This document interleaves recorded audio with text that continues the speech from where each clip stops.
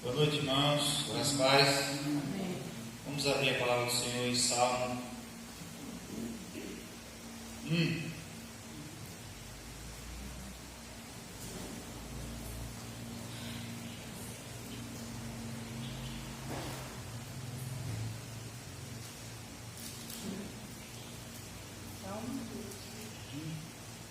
Salmo 1.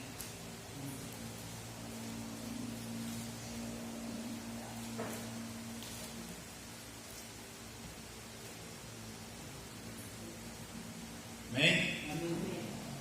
Diz assim a palavra do Senhor: Bem-aventurado o homem que não anda segundo o conselho dos ímpios, nem se detém no caminho dos pecadores, nem se assenta na roda dos escarnecedores.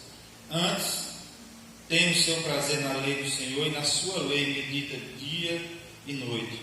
Pois será como uma árvore plantada junto à corrente de águas, a qual dá o seu fruto na estação própria, e cujas folhas não caem, e tudo quanto fizer prosperará.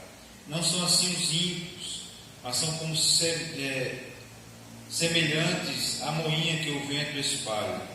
Pelo que os ímpios não subsistirão no juízo, nem os pecadores na congregação dos justos. Porque o Senhor conhece o caminho dos justos, mas o caminho dos ímpios conduz à ruína.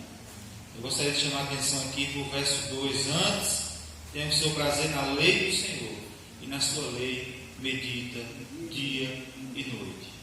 Essa deve ser uma das características do cristão: meditar na palavra de Deus dia e noite. Porque se nós meditarmos na palavra de Deus dia e noite, todas as nossas decisões, ações, atitudes serão segundo a palavra de Deus. E se são segundo a palavra de Deus, dificilmente erraremos na nossa caminhada. Amém? Antes de orarmos, eu gostaria de começar cantando o hino do Inário, número 71. Quem tiver o Inário aí no celular, pode me ajudar aí também. Perdão.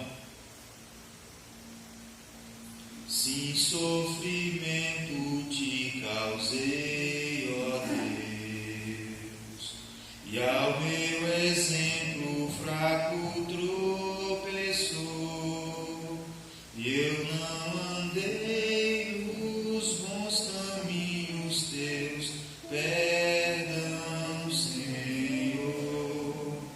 Se vão e fútil foi o meu falar, e amor ao meu irmão não demonstrei, ao sofredor eu não quis ajudar, perdão, Senhor. Se negligente foi o meu viver, sem me dispor a pelejar por ti, e firme em teu trabalho eu não quis ser, perdão, Senhor. Escuta, ó Deus, a minha oração, e vem livrar-me do pecado vil. Renova este pobre coração. Amém, Senhor. Nesse momento eu gostaria que você baixasse sua cabeça e começasse a olhar para a sua vida, como está a sua vida. A Bíblia diz que o pecado está sempre diante de nós, e somos orientados pela palavra do Senhor a começar o nosso culto confessando os nossos pecados a Ele.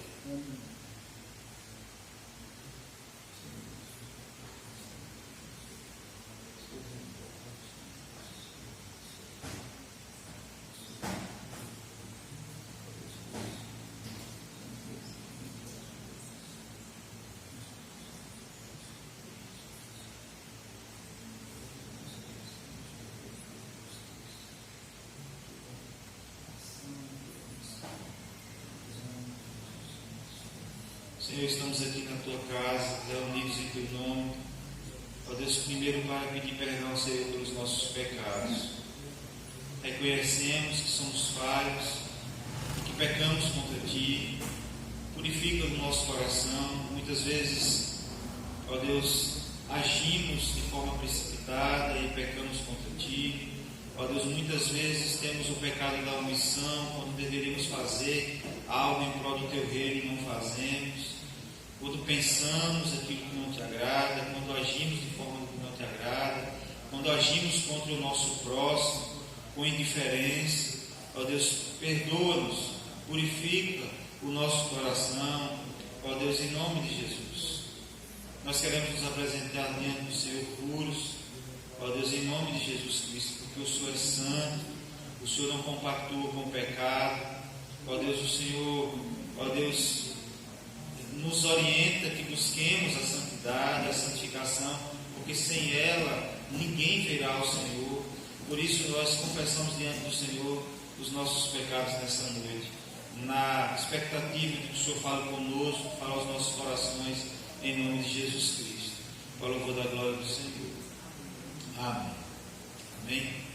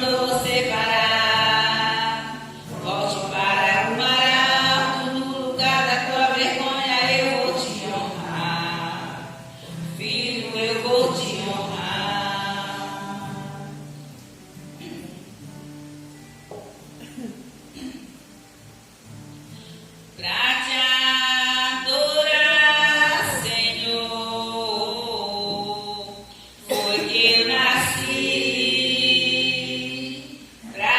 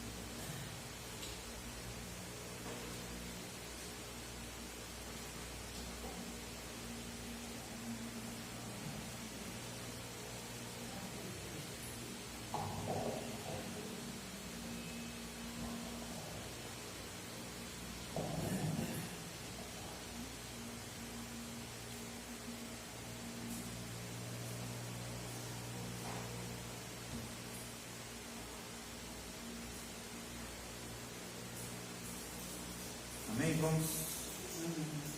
Vamos abrir a palavra do Senhor em Daniel capítulo 3.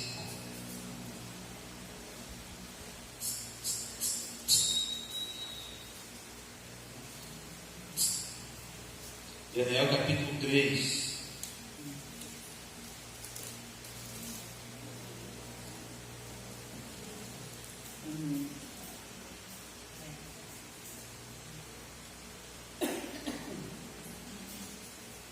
Amém?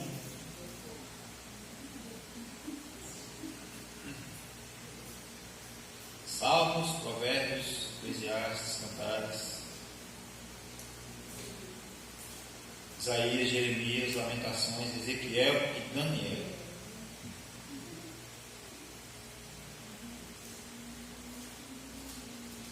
Diz assim a palavra do Senhor: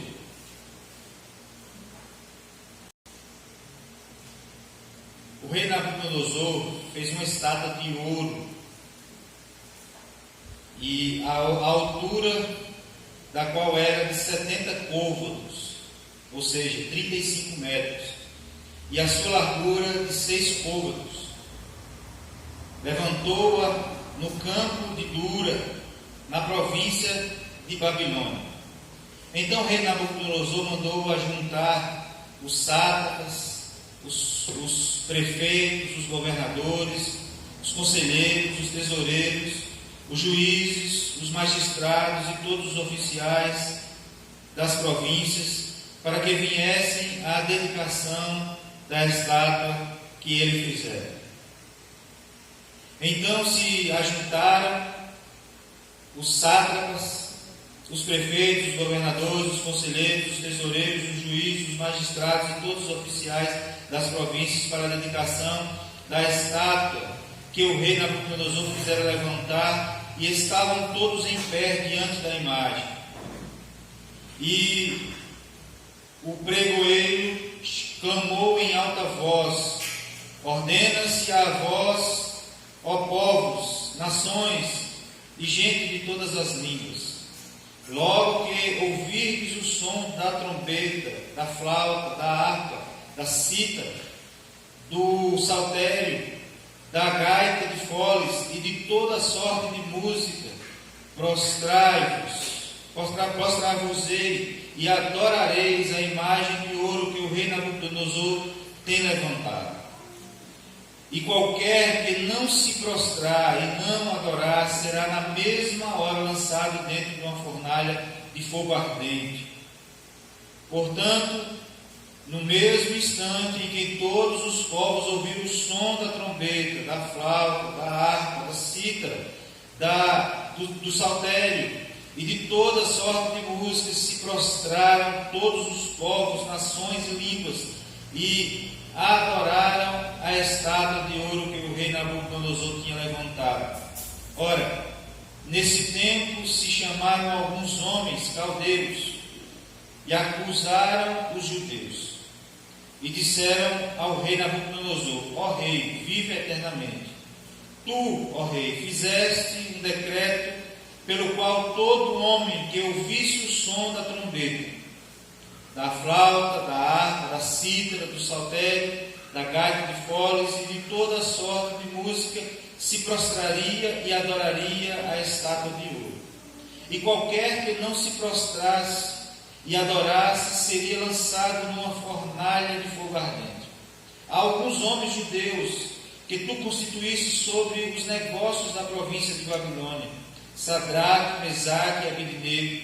Esses homens, ó rei, não fizeram caso de ti. A teus deuses não servem, nem adoram a estátua de ouro que levantaste. Então Nabucodonosor, na sua ira e fúria, mandou chamar Sadraque, Mesaque e Abednego. Logo esses homens foram trazidos para o rei. Falou Nabucodonosor e lhes disse: é verdade, ó Sadraque, Mesaque e Abednego, que vós não servis a meus deuses, nem adorais a estátua de ouro que levantei?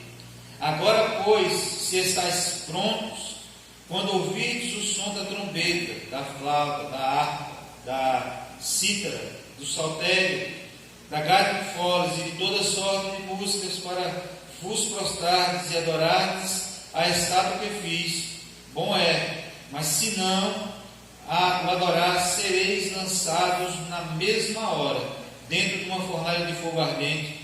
E quem é esse Deus que vos poderá livrar das minhas mãos? Esse foi o erro do rei. Desafiou a Deus. Responderam Sadraque, Mesaque e Abednego e disseram ao rei: ó Nabucodonosor, não necessitamos de te responder sobre este negócio. Eis que o nosso Deus, a quem nós servimos, pode nos livrar da fornalha de fogo ardente, e ele nos livrará das tuas mãos, ó rei. Mas se não, fique sabendo, ó rei, que não serviremos a teus deuses, nem adoraremos a estátua de ouro que levantaste. Então Nabucodonosor se encheu de raiva e se lhe mudou o aspecto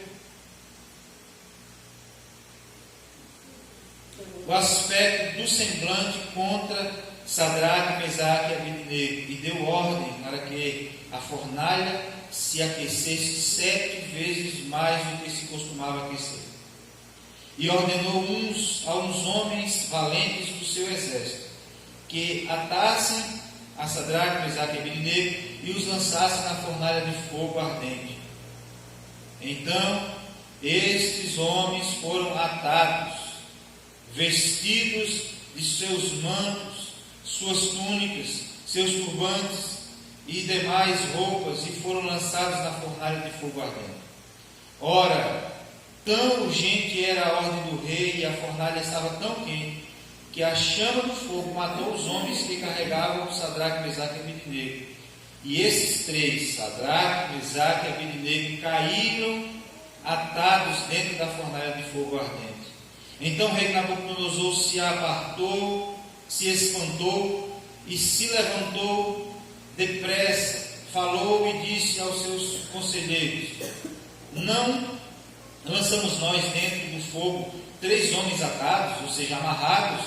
Responderam ao rei: é verdade, ó rei.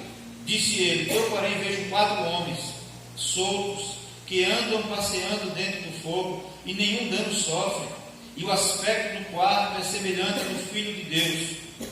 Então, chegando-se Nabucodonosor à porta da fornalha de fogo ardente, falou dizendo: Sadraque, Mesaque e Abednego, servo do Deus Altíssimo, sai e vinde. Logo Sadraque, Mesaque e Abednego saíram do meio do fogo.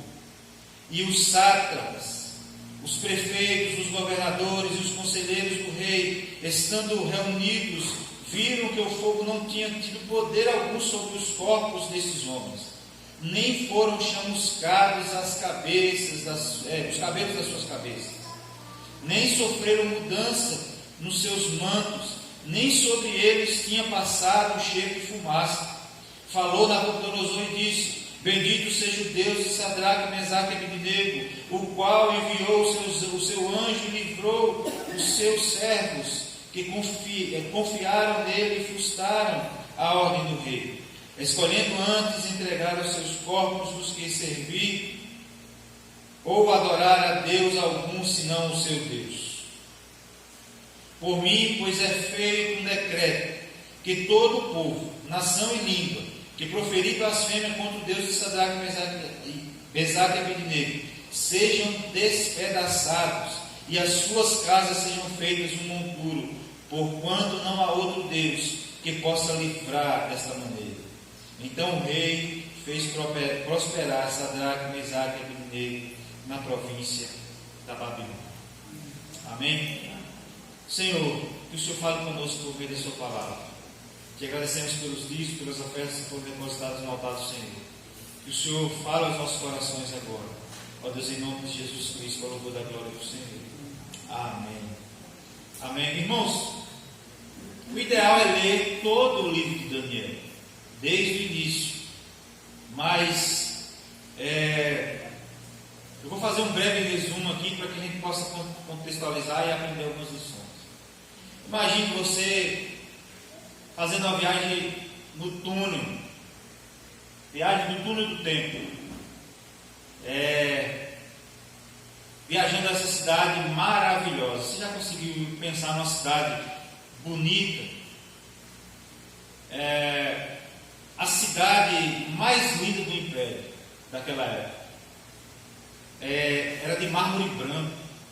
Imagina uma cidade toda construída de mármore branco. Era um império muito rico, era a maior potência mundial daquela época. E diz a Bíblia que o rei teve um sonho, e um sonho que deixou perturbado, deixou perplexo. E então o rei chamou todos os sábios, os feiticeiros, os caldeus, todos eles da Babilônia. Todos esses sábios, junto com eles, estavam lá. Daniel, como um dos sábios, judeus, homem que temia Deus, ganhou a confiança do rei, estava lá no meio dos sábios. E então esses sábios aí, exceto Daniel, foi e falou: conte-nos o sonho, rei, que é para a gente trazer a interpretação do Senhor. E o rei disse: não, vocês é quem vão me contar o sonho e a interpretação.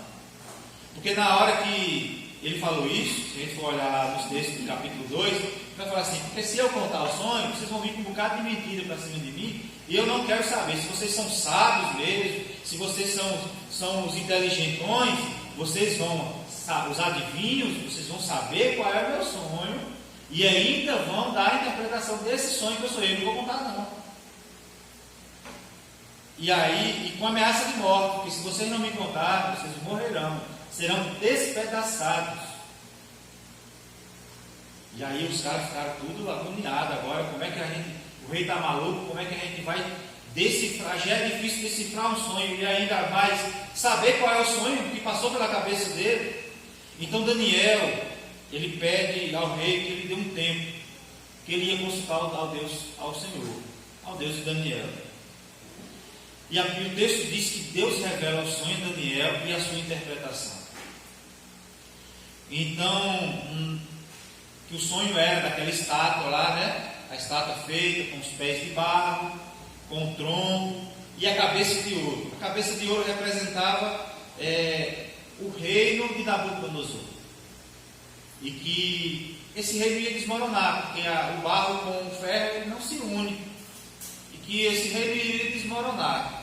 O que é que poderia acontecer? Nabucodonosor, vendo o que Daniel fez, o que Deus falou através de Daniel, ter revelado, não apenas interpretado o sonho, mas revelado o sonho que estava só na cabeça do rei até então. O que é que poderia acontecer? Primeiro, ou endurecer o coração, ou se converter ao Senhor Deus.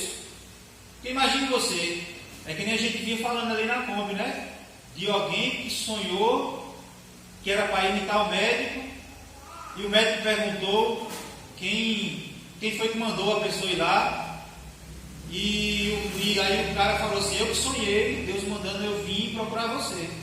E o médico estava lá e fez de tudo para ajudar ele. Aí imagine você ouvir um negócio desse, você se sente comovido a fazer isso. O rei, ao ouvir, poderia muito bem se converter ao Senhor, mas não, como ele sabia que a cabeça era de ouro, era o reino dele, ele decidiu construir logo uma estátua logo toda de ouro. Esse negócio de barro não, vou fazer logo todo de ouro. E fez um edito para que todos se prostrassem, diante daquela estátua.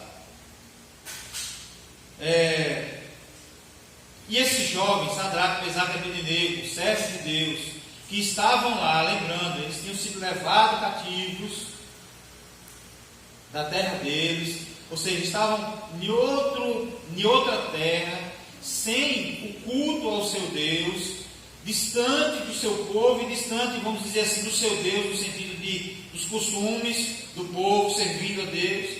Eles poderiam muito bem falar assim: Deus me permitiu ficar aqui, vim como escravo, vou fazer a minha vontade, vou fazer a vontade de quem fizer, porque eu quero me dar bem aqui, não quero morrer. Muitas vezes nós fazemos isso, irmãos. Nós estamos longe da igreja, nós estamos distantes dos irmãos, e a gente faz o que a gente quer, o que a gente deseja fazer, peca contra o Senhor.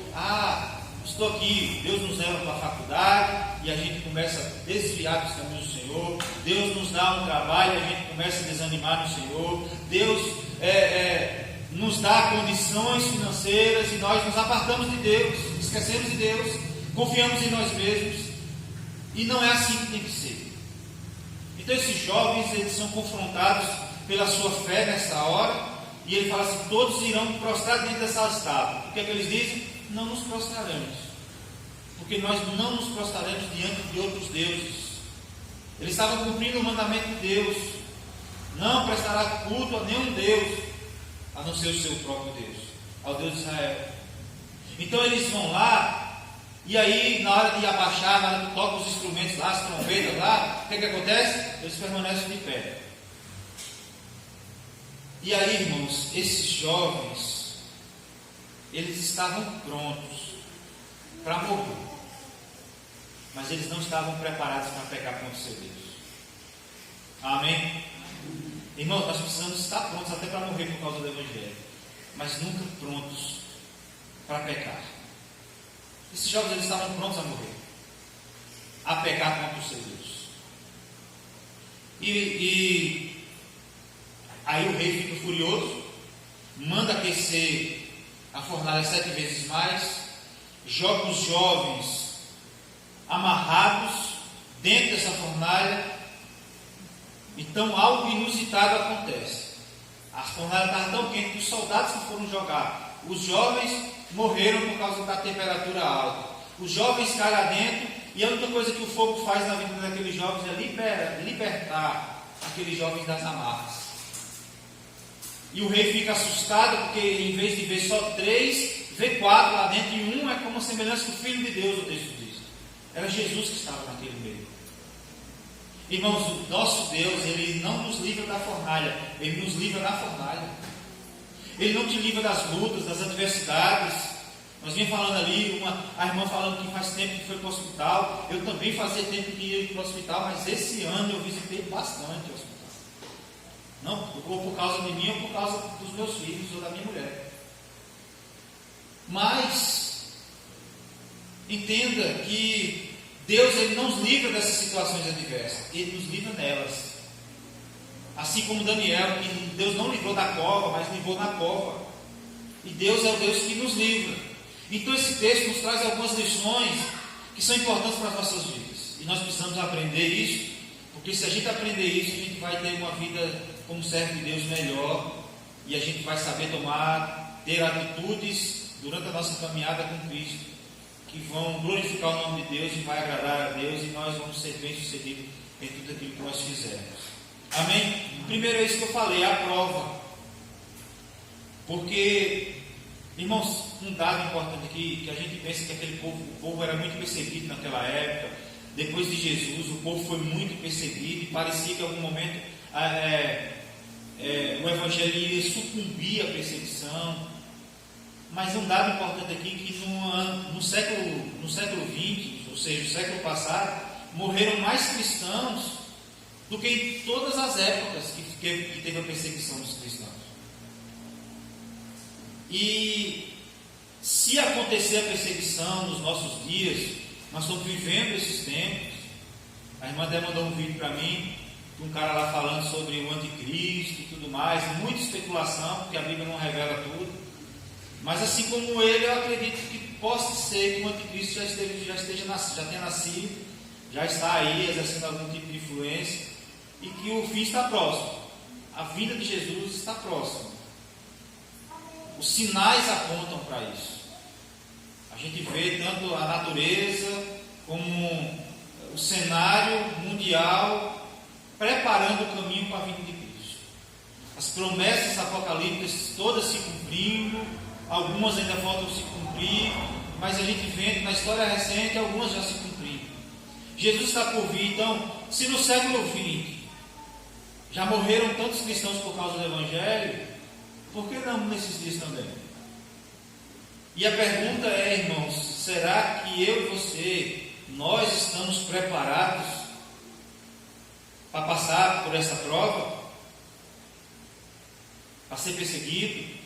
Para talvez até ser morto por causa do Evangelho? Por causa do Evangelho? Irmãos, nós somos provados o tempo todo. E o que Deus quer de nós é que sejamos aprovados. Amém? Tem gente que é aprovado em várias áreas. Talvez a área que eu sou provado, você não é provado, mas talvez a área que você é provado, eu não sou, mas nós somos provados o tempo todo, e o que Deus quer de nós é que nós sejamos aprovados. O Senhor nos diz na sua palavra que o que Ele quer de nós é que sejamos encontrados fiéis na nossa casa, fiéis nos nossos relacionamentos, fiéis aonde quer que estejamos, ser encontrado fiel. E existe um preço muitas vezes para isso. E muitos pagaram com sua vida para permanecerem fiéis ao Senhor. Esses jovens, eles caíram dentro dessa fornalha na perspectiva de que Deus poderia salvar eles, mas eles sabiam que Deus também poderia não salvar. Então nós somos provados o tempo todo, e o que Deus quer de nós é que sejamos aprovados. Esses jovens, eles estavam sendo provados e foram aprovados pelo Senhor. E foram honrados também pelos homens, que o rei honrou eles. E honrou o nome do Senhor. E diz o texto no finalzinho lá do capítulo 3, que então o rei fez prosperar Sadraque, Mesaque e Abednego na província da Babilônia. Não importa onde estejamos, se nós formos fiéis ao Senhor, o Senhor nos honra, nos fazendo prosperar. Amém? Quando a gente fala de prosperar, a gente pensa logo em riqueza, de dinheiro. Não é só isso. Tem gente que é próspero com pouco, e tem gente que é miserável com tantos. Sem usufruir do dinheiro que tem. Eu não estou falando da prudência, mas tem gente, irmãos, que tem medo até de comer, de comprar uma boa comida, tendo condições. Uma coisa é você estar apertado e falar assim, um negócio aqui, cuscuz de todos os dias.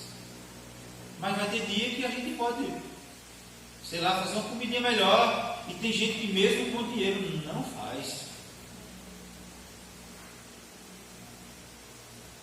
Então, irmãos, Deus quer que sejamos aprovados e quer nos fazer prosperar por sermos aprovados.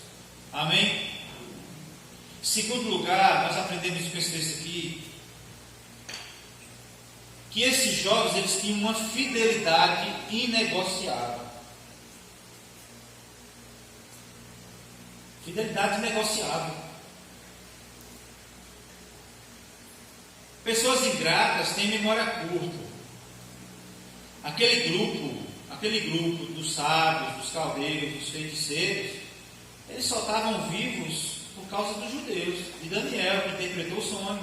Porque se Daniel não interpreta o sonho, estavam todos mortos. O rei tinha falado: se vocês não souberem qual é o meu sonho, e se vocês não souberem qual é a interpretação do sonho, vocês são tudo uma farsa, vocês vão morrer. Daniel vai lá e busca Deus, fala o sonho, interpreta o sonho, e aqueles homens estavam vivos por causa disso. Mas só que os mesmos que foram livrados por Daniel, sendo instrumento de Deus, foram eles que foram fuxicar com o rei, que Sadraque, Mesaque e Abednego não tinham se prostrado. E aí, irmãos, muitas vezes nós, como crentes, nós somos caluniados. E qual é a sua atitude diante de situações em que você é caluniado? Você permanece fiel ou não? Porque, irmãos, é isso que acontece às vezes. Permanecer fiel a Deus, enquanto você está sentado dentro da poltrona da sua casa, com a televisãozinha ligada, tudo em paz, é beleza, mas quando você está sendo confrontado, quando os seus valores estão sendo confrontados, permanecer fiel é difícil. Quando a sua vida está posta à prova, muitas vezes é difícil. E nós precisamos ter essa consciência de cristãos. E nós precisamos estar prontos a morrer, mas não a pecar contra o nosso Deus. Porque nós estamos vivendo uma geração hoje, irmãos, que as pessoas estão negociando facilmente os valores da palavra de Deus por valores passageiros desse mundo. Negociando princípios. E nós precisamos ter essa fidelidade inegociável, mesmo que a nossa cabeça esteja posta à prova. Amém? Você já pensou se todos tivessem uma fidelidade inegociável, tivessem uma conduta irrepreensível o tempo todo? Na escola, no trabalho, na casa, dentro da empresa onde a pessoa trabalha. Sabe? Postura de crente, de servo de Deus. de não estar na fofoca, de não estar na picuinha, de ser obediente aos pais, de respeitar pai e mãe, de honrar pai e mãe, sabe, de trabalhar em prol da empresa. Eu já vi pessoas falando assim: eu quero qualquer pessoa para trabalhar na minha empresa, menos crente. Crente é enjoado. Sabe por quê? Porque não tem tido a postura de servo de Deus. Porque a postura do servo de Deus é diferente. A postura do servo de Deus, se o patrão quiser que você faça a coisa certa e você fizer sem reclamar, fazer o que é certo, não fazer que a gente fala, cozinhar o urubu, porque diz que o urubu é duro, não cozinha, né? Aí fica cozinhando o urubu do trabalho e aí não faz nada, passa o dia todo, não consegue fazer nada, enrolando, sabe? Se a gente for fazer diferente, irmãos, nós vamos prosperar. Deus, antes de que as pessoas nos honrem, Deus nos honra. Durante muito tempo no meu trabalho eu olhava assim, eu pensava: meu patrão não está vendo o esforço que eu estou fazendo, ele não está me honrando. Irmão, de fato, o meu patrão não estava me honrando, mas o meu Deus estava preparando para me honrar. E é por isso que eu estou aqui hoje, porque Deus me honrou. Não é por mérito não, porque tem um bocado de gente lá que prega mais do que eu, que é mais eloquente do que eu, não gagueja como eu, e não estão fazendo o que eu estou fazendo, mas é porque Deus me honrou. E Deus quer nos honrar, mas é preciso ter uma fidelidade negociável. Amém? A gente precisa ser fiel, mesmo quando as pessoas não estão nos vendo. A gente precisa ser fiel ao Senhor. Amém? A situação desses jovens era difícil, irmãos. Estavam como escravos, mas mesmo assim, eles permaneceram fiéis ao seu Deus. Amém? E aqui, irmãos, é interessante, porque a gente vai ler esse texto. O que é que nos chama a atenção desse texto? De cara aí. Chama a atenção desse texto, sabe o que é? A gente lê o texto e a gente chama a atenção. Logo é o seguinte: é os homens caindo no fogo e o milagre acontecendo. É ou não é? Como é que você joga, gente? O cara que vai jogar vocês no fogo morre e você fica lá tirando onda, passeando lá. As amarras só queimou.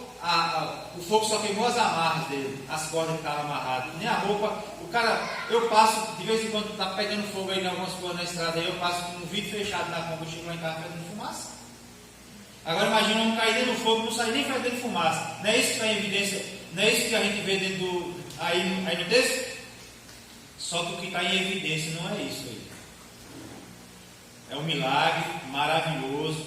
Imagine você passar por um milagre desse. Tem história para contar, tem ou não tem? Tem. Milagre maravilhoso. Chama a nossa atenção, mas o que está em evidência no texto aí não é o milagre, é a fidelidade dos irmãos. O que está em evidência é a conduta desses jovens, que não se prostraram diante do Senhor seu Deus, diante de outros deuses, a não ser o Senhor seu Deus. Às vezes a gente olha para o milagre, mas o que Deus quer nos mostrar, irmãos, é a fidelidade negociável desses jovens. Porque é o seguinte,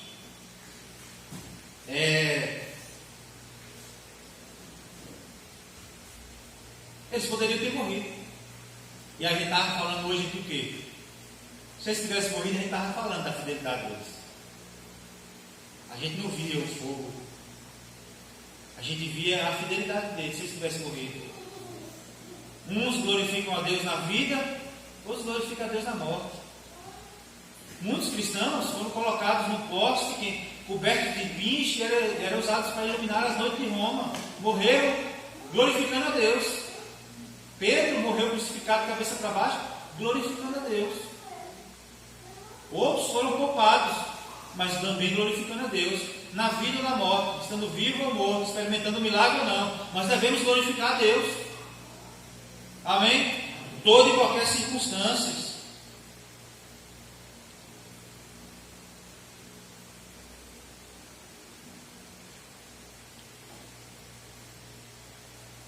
E o que falta na vida dos crentes de hoje, muitas vezes, é essa postura de servo de Deus, de cristão.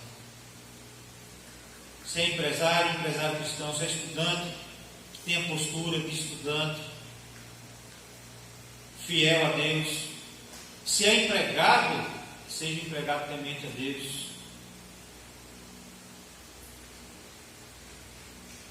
Vai ter situações que as pessoas vão dizer, menino, o que é que tem? Que besteira é essa? Não seja radical. Mas nós temos que ser radical mesmo. A palavra de Deus nos ensina que nós devemos ser radical. Contra o pecado é ser radical. Amém? Porque Deus, irmãos, nos chamou. Deus não me chamou para prosperar. Deus não me chamou para outra coisa a não ser testemunha dele. Testemunhar. Pregar o Evangelho. Pregar o Evangelho é testemunhar daquilo que Deus fez na minha vida. Amém? Quem aqui, eu acho que todo mundo agora já bebeu. Quem aqui já bebeu suco de... Qual é o nome daquele suco lá que a irmã trouxe? De amora. Talvez alguém não bebeu aqui. Quem não bebeu? Como é que você pode dizer que o suco de amora é bom se você nunca bebeu? Agora eu posso dizer que eu bebi e sei que é bom. Com limão ou laranja. Todo suco tem que ser com limão ou com laranja. Ou com laranja. Limão é mais barato. Suco de manga com limão. Todo suco tem que ser com laranja ou com limão. Mas, irmãos, falar do Evangelho, testemunhar do Evangelho é aquilo que eu vivo. Se você não vive, você não tem o que dizer. Você não tem o que testemunhar. As pessoas não vão ver o brilho de Cristo em você se você não vive como cristão. E é isso que nós precisamos ter como servo de Deus. Deus nos chamou para testemunhar dele. Amém? Esses homens também tinham, que nós podemos aprender, uma fé sem arrogância. E tem gente que diz que tem fé, e aí começa aquelas coisas de determinar Deus.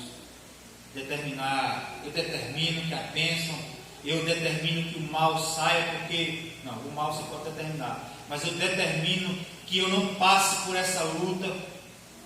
Tem que determinar o mal. O mal você não tem que respeitar, não. Eu já vi gente dizendo que coloca Deus no canto da parede. Coloquei Deus no canto da parede, apontei o dedo para ele. Não sei como não ficou sem o dedo. Mas, irmãos, tem gente que faz isso e diz que tem fé. E esses jovens, eles não sabiam o que ia acontecer. É aquilo que eu falei. Uns morrem na vida, outros morrem, uns são fiéis na vida, outros são fiéis na morte. Eles não sabiam o que ia acontecer com eles. A expectativa deles é que eles fossem salvos do fogo. Eles sabiam que Deus podia fazer.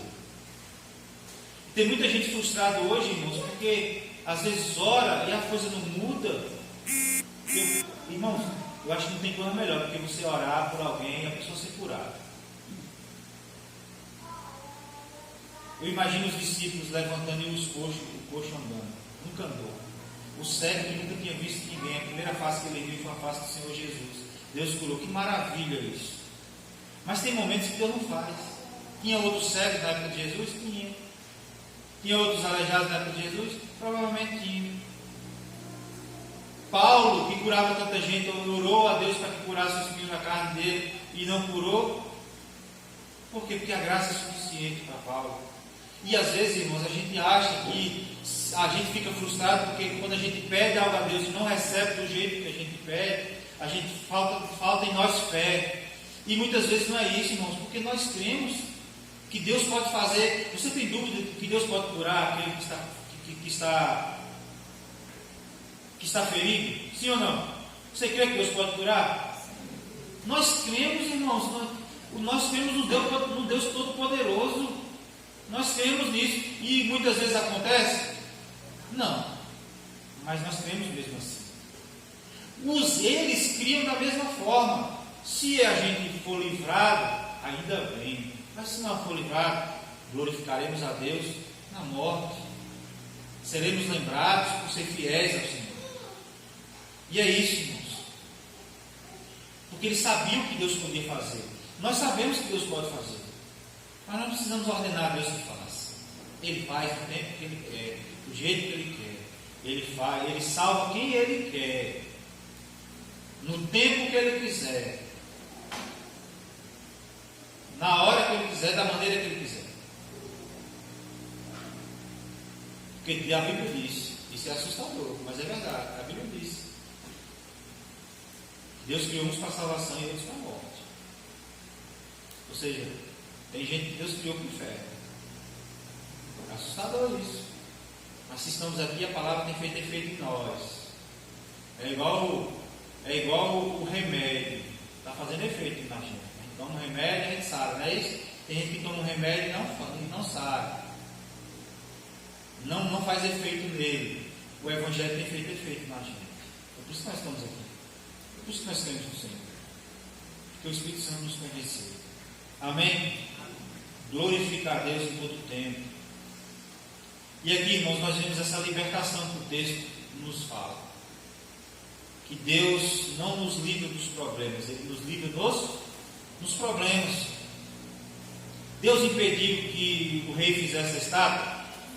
Não. Deus impediu que o rei fizesse o edito lá, que todo aquele que não prostrasse iria morrer? Deus impediu? Não. Sabe o que nós aprendemos com isso? Que Deus transforma o instrumento de morte em instrumento de livramento. Às vezes Deus nos permite passar por umas coisas, irmãos, que não é para nos destruir, não é para nos matar, é para nos livrar. Amém? Quer ver um exemplo prático?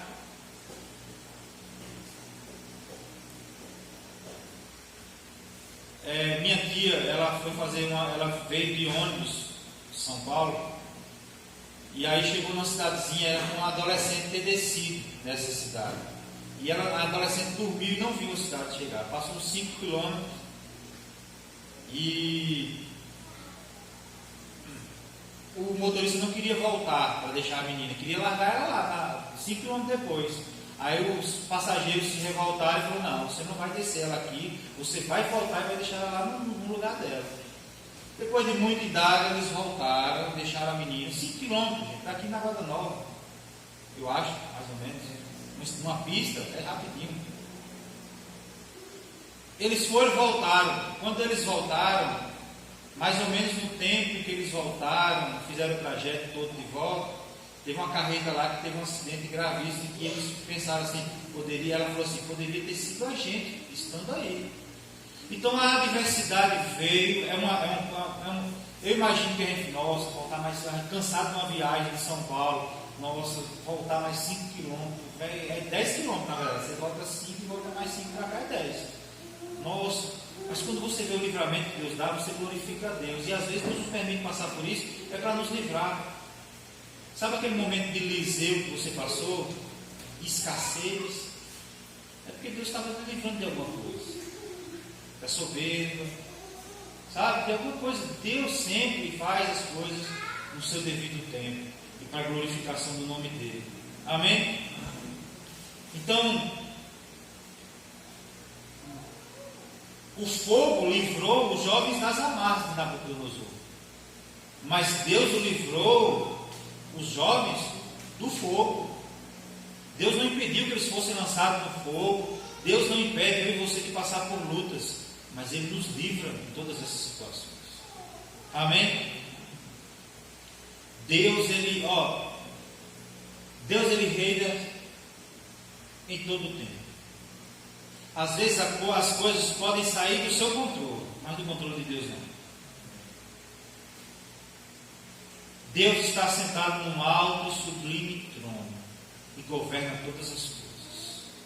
Nada, absolutamente nada foge do seu controle. Não há nada que está acontecendo no mundo de hoje que não passa pelo crivo da sua permissão. O diabo está agindo. O diabo é um cachorro na coleira de Deus. Quando Deus solta o cachorro, ele sai e faz o estrago que Deus permite fazer. Existe uma batalha. Existe uma batalha espiritual. Mas nessa batalha não está vendo, não está igual um cabo de guerra, vendo quem está ganhando. Ora o diabo está ganhando, ora Deus está ganhando. Não. Deus está no controle de todas as coisas. Nada foge do seu controle. Até mesmo aquilo que acontece comigo e com você. Deus está no controle. Amém? Ele reina. E vê. quarto homem. O quarto homem é Jesus, irmãos. O texto mesmo diz: um semelhante ao Filho de um Deus. Filho de Deus. É Jesus. Na tua luta, Jesus está com você. A Bíblia diz que Ele enviaria o seu Espírito Santo e Ele estaria conosco alguns dias? Não, todos os dias das nossas vidas. Ele está com você o tempo todo. Ele está conosco o tempo todo. Amém? Eu gostaria de concluir fazendo alguns questionamentos. Você crê nessa mensagem, sim ou não? Amém. Mas que resposta você vai dar para essa palavra? Fidelidade, negociável, mudança de vida, se precisar, confiança em Deus, saber que na prova Deus está com você. O que você vai fazer? Você vai sair da mesma forma que você entrou? Ou você vai sair com um novo pensamento de glorificar a Deus em toda e qualquer circunstância? Deus está à procura de pessoas que estejam dispostas até mesmo a morrer, mas não a perder. Deus está à procura de pessoas que, mesmo diante da adversidade, permaneçam firmes. Amém? É como eu sempre digo: eu posso decepcionar vocês, também vocês podem me decepcionar. Mas eu quero dizer uma coisa a vocês: Deus nunca nos decepciona. Ele está sempre conosco. Amém? Vamos orar mais uma vez.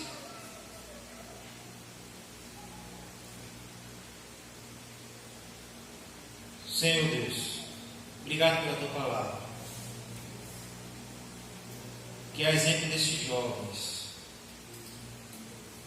possamos experimentar o milagre do Senhor, ou se não, permanecer fiel mesmo assim. Ó Deus, em nome de Jesus Cristo, o Senhor visita a tua igreja nesses últimos dias aqui na terra. Aviva a tua igreja, Deus. Enche de paixão a tua igreja pelo Senhor, de poder estar na tua casa.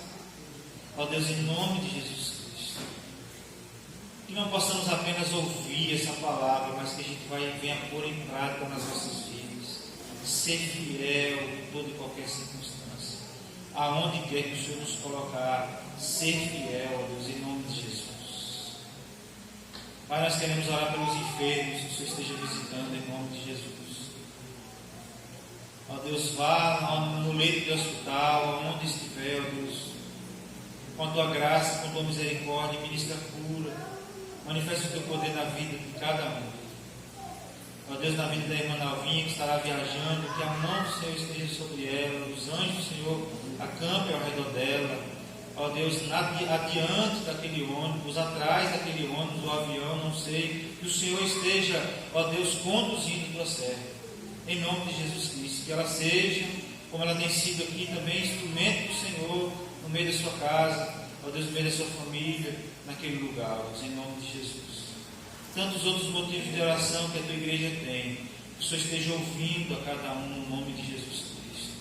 Ó Deus, assistindo a cada um e vendo as suas dificuldades, ó Deus, e atendendo segundo a vontade do Senhor, no tempo do Senhor, da maneira que o Senhor quiser. Ó Deus, em nome de Jesus Cristo, que o Senhor nos leve em paz para os nossos lares, Deus. Em paz e cuidado da proteção do Senhor. Nós oramos assim em nome de Jesus. Amém. Amém.